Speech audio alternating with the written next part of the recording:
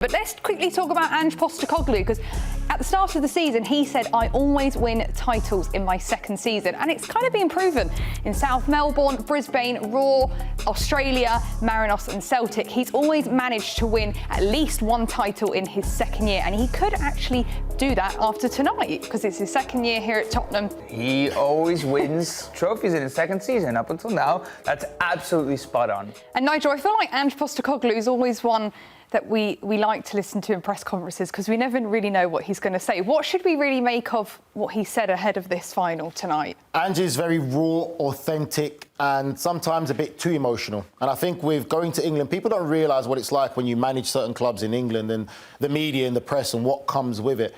I feel that the press have kind of got the better of him now. I don't think he expected the media to be so hard and put him under the microscope for so long in the season. And he's got to answer to certain things. And sometimes saying less is saying more.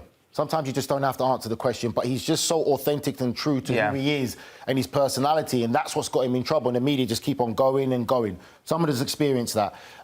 Win or lose, I'd be more surprised if he stays at Spurs than if he leaves Spurs at this point, right? I think that, for me, I feel that he knows the writings on the wall. If you listen to his latest press conferences, I feel that he knows that his time at Tottenham is done. Again, with what he said, and the reality of it is the performances haven't been good enough. Right. Domestically, they have not been good enough in the league, and there is a reason why they are where they are in the table in the Premier League. And also, I'll probably say that he has created a little friction between himself and the fan base. That's one thing that you can't do. At the top of the list, I would think. That is one thing you can never do as a Premier League manager, create that rift. If you are winning, you could create as much rift as you want because you're winning, they can't deny that. But when you're sitting just above the relegation zone and that rift was created, and the one game that stands out to my mind, I believe, was against Chelsea with the substitution changes that he made and then copying his ear to the fans and then obviously fans there. So I think that is the biggest problem for him, and that's the biggest thing that you'll have to struggle to win back the fans. I think we saw the first schism between Ange and the fan base at the end of last season, when they had to beat Manchester City, and that would mean Arsenal would take the title. And Spurs fans, I think there was a contingent that would have rather lost that game.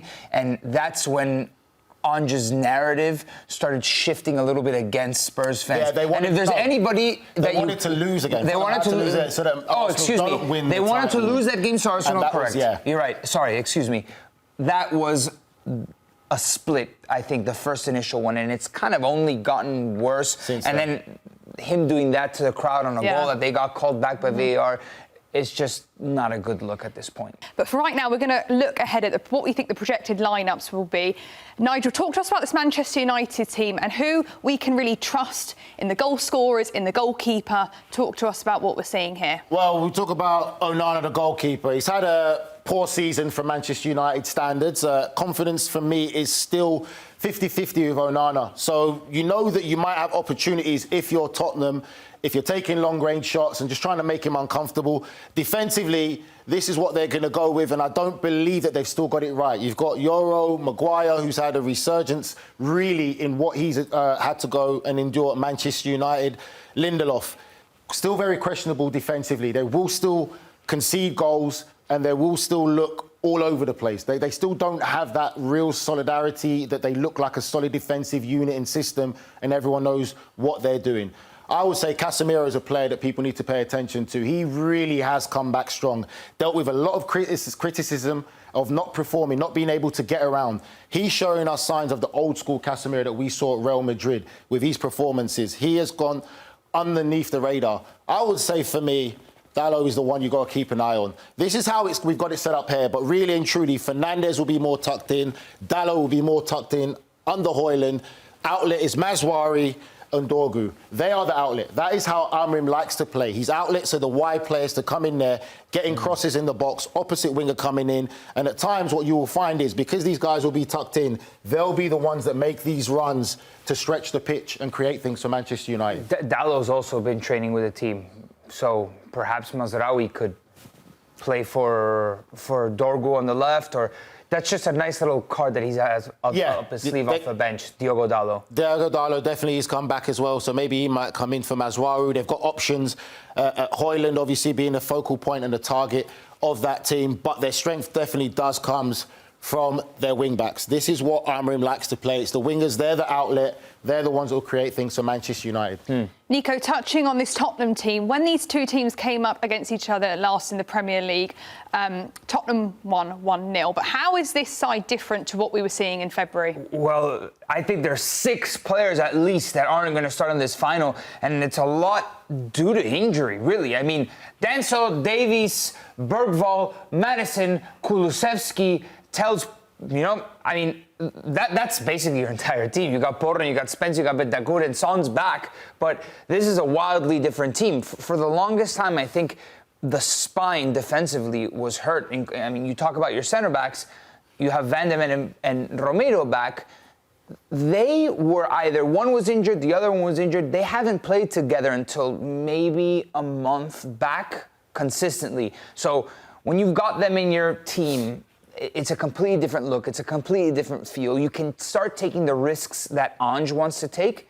And honestly, he's got nothing to lose at this point because win or lose, it definitely feels like he's out. So my feeling, my intuition tells me that he's going to want to go out swinging. You're thin in the midfield. Sarr is only just coming back, right? So I imagine maybe you don't have that many guys that you can fill in these spots. So if Sarr's out, who are you going to put there?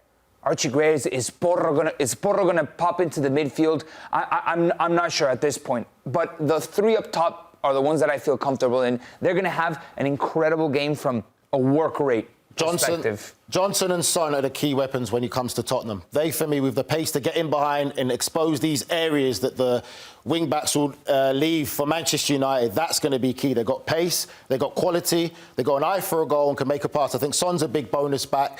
The one thing we haven't spoken about is what could be a big problem is set pieces. I think Manchester United are the better equipped side when it comes to set pieces to get wins in set pieces. And it's this guy here, Harry Maguire, could cause some serious problems if Manchester United have some real set pieces set where he can be the main guy. Because Tottenham are not great at defending set pieces. They haven't been. That can be a key area where Manchester United can look to exploit. An exciting night happening in Bilbao because the Europa League Final will be taking place and you can watch it on Paramount Plus starting at 2 p.m.